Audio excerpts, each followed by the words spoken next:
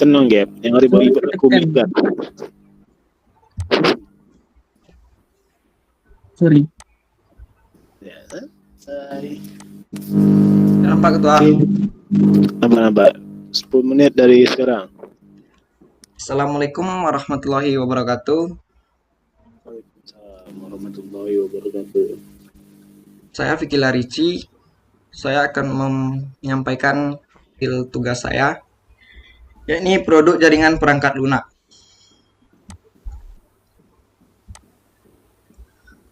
Perangkat lunak atau software merupakan sekumpulan data elektronik tersimpan dan kemudian dikendalikan oleh perangkat komputer.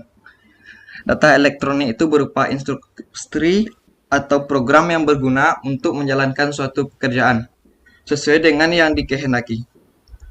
Program itu ditulis dengan bahasa yang khusus yang dimengerti oleh komputer. Ada dua jenis perangkat lunak, yaitu perangkat lunak sistem dan perangkat lunak aplikasi.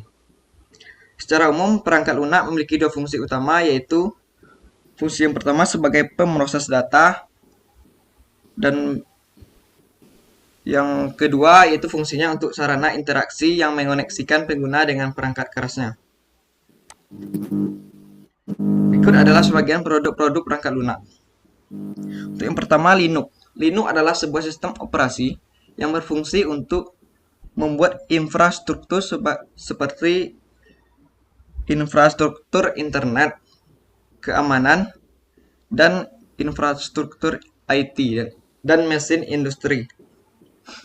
Linux disebut juga sebagai nyawa komputer karena jika tidak diinstal maka komputer tidak bisa dijalankan. Linux dirilis pada tanggal 17 September 1991 oleh Linus Torvalds. Linux ini digunakan sebagai sistem operasi berbagai macam jenis perangkat keras komputer, termasuk komputer desktop, superkomputer, dan sistem yang dibenamkan seperti pembaca buku elektronik, sistem video game seperti PlayStation 2, PlayStation 3, smartphone, dan router. Untuk yang kedua, Google Chrome. Google Chrome merupakan web browser yang sifatnya open source atau gratis. Browser ini diluncurkan dan dipopulerkan oleh Google dengan menggunakan mesin rendering WebKit. Proyek open source ini dinamakan proyek Chromium. Saat ini, Google Chrome adalah web browser yang paling laris digunakan. Meski umurnya terbilang masih muda, loading yang ringan membuat Google Chrome banyak digunakan baik pada PC maupun mobile. Berikut adalah kelebihan dan kekurangan pada Google Chrome. Kelebihannya itu yang pertama, desain user interface yang minimal tapi elegan. Yang kedua, membutuhkan resource yang rendah dan hemat RAM. Untuk yang ketiga, terhubung secara langsung dengan situs mencari Google. Yang keempat, dapat mendeteksi keyword atau kata kunci. Untuk yang kelima, memiliki banyak aplikasi yang beragam. Dan yang terakhir, dapat terhubung dengan Internet Download Manager. Kekurangannya yaitu yang pertama, banyak sekali spam iklan di situs pencariannya. Yang kedua, penerjemahan ke bahasa Indonesia kurang baik. Ada beberapa kejanggalan kata saat menggunakan bahasa Indonesia di browser. Untuk yang ketiga, fitur download otomatis yang dikhawatirkan dapat disalahgunakan oleh hacker.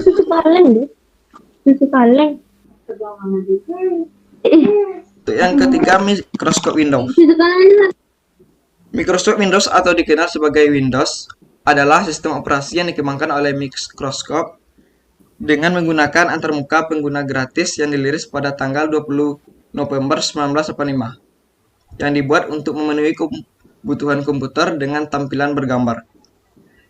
Dan fungsinya antara lain, yang pertama, menghubungkan antara aplikasi dan perangkat keras sehingga dapat terintegrasi bekerja secara konsisten dan stabil.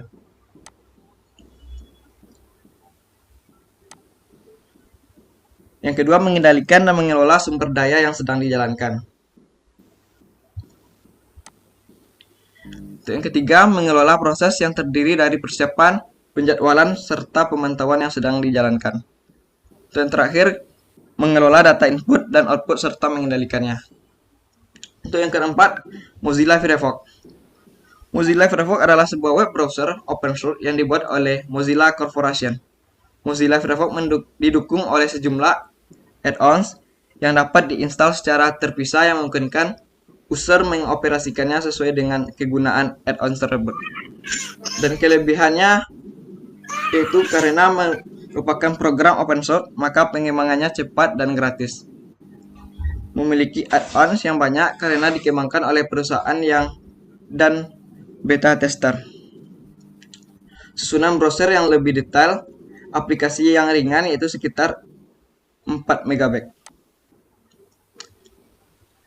Kekurangannya itu yang pertama, waktu tunggu cukup lama saat menjalankan program pertama kali. Yang kedua, memiliki jaringan yang tidak stabil sehingga lambat saat dioperasikan. Dan yang terakhir, tidak terhubung dengan Outlook dan Outlook Express. Nah, sekarang kita masuk ke prakteknya, yaitu ini kita menggunakan aplikasi Google Chrome. Oke, kita cari tentang,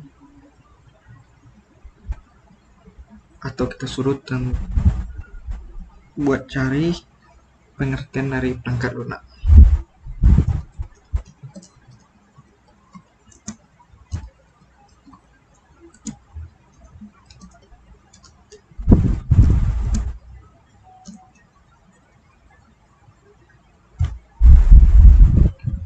Nah, di sini ditampilkan perangkat lunak adalah istilah khusus untuk data informat. Nah, ini merupakan praktek dari aplikasi Google Chrome. Sekian, terima kasih. Assalamualaikum warahmatullahi wabarakatuh.